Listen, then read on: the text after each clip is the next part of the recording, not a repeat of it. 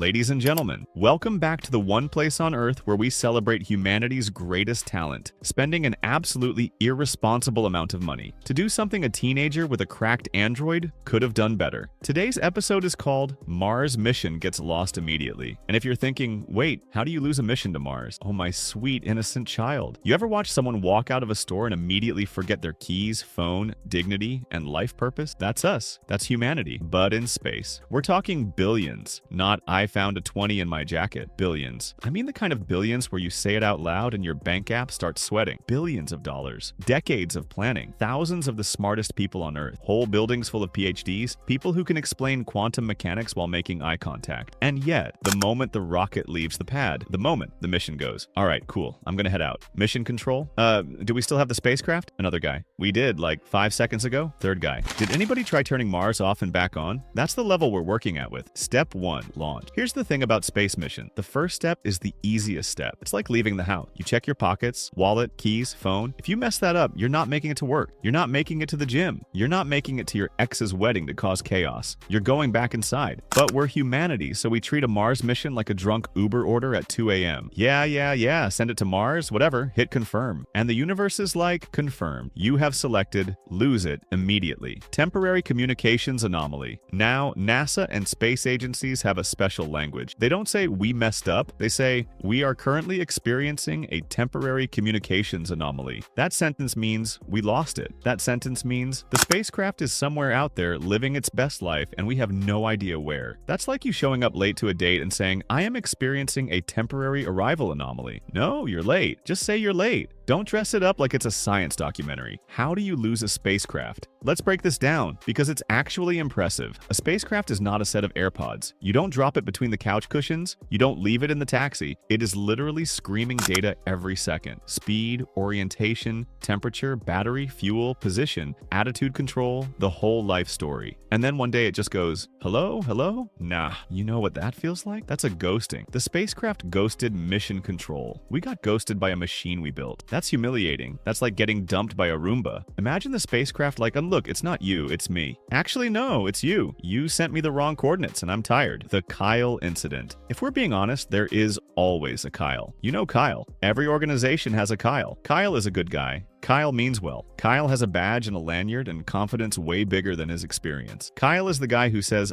I got it, and your soul leaves your body. Somebody at Mission Control said, Kyle, upload the navigation parameters. Kyle said, bet. And that's where it all went wrong, because Kyle typed one number wrong. 1. Not, I forgot the whole code, just a little innocent decimal point. 0.01 becomes 0.1. And now your spacecraft isn't going to Mars, it's going to the sun's cousin. It's going to a part of space that doesn't even have Wi-Fi.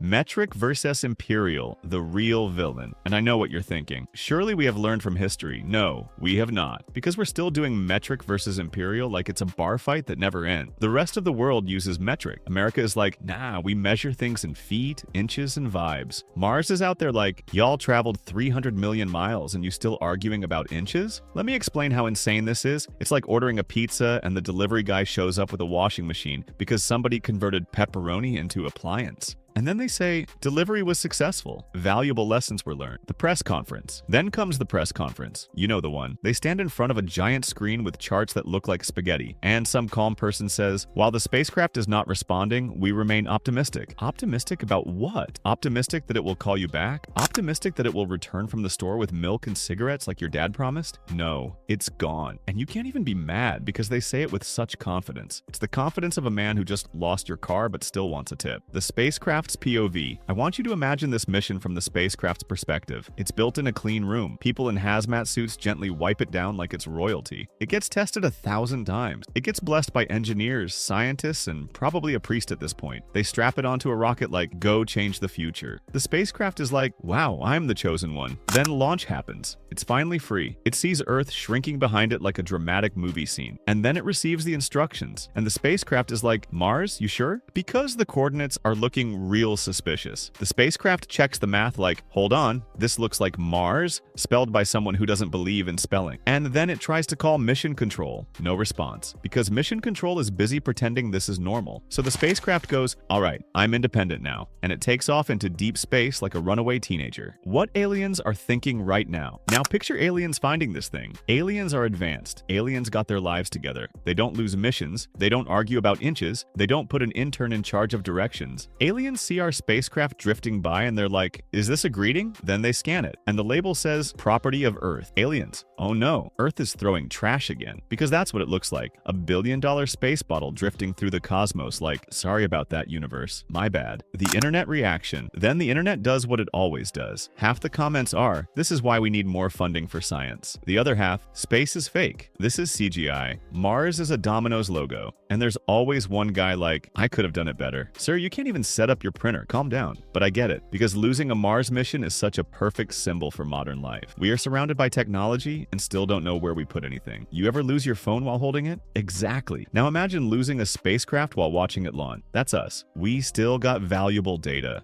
And here's the part that makes me laugh every time. They always say, even though we lost the spacecraft, we gained valuable data. What data? The data that says, don't do that again. That's like saying, even though we crashed the wedding, we gained valuable social insight. No, you got kicked out. That's all that happened. The real reason this happened. Here's the truth. Space is hard, but the hardest part isn't physics. It's humans. It's ego. It's deadlines. It's budgets. It's managers who don't understand anything but still want to touch base. Somewhere there was an engineer screaming, we need another week of testing. And a manager said, no, launch window is Friday. Also, I already booked catering. And the universe heard that and said, all right, enjoy losing your ship. The Find My Spacecraft app.